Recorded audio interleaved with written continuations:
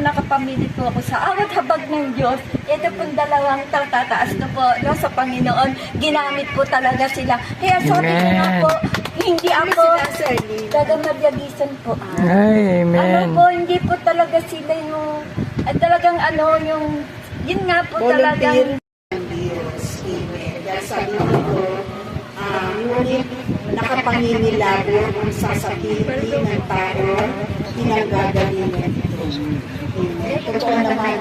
Kaya may tayong nakikita din natin ang buhay-buhay ng bawat isa, di ba? Amen. At mahalaga rin na tayo ay humihingi ng kapatawaran sa Diyos. Amen.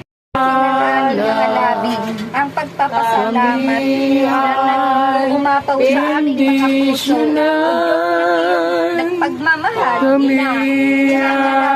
makiisa sa amin kahit na sumandali. Salamat, Ina. Salamat.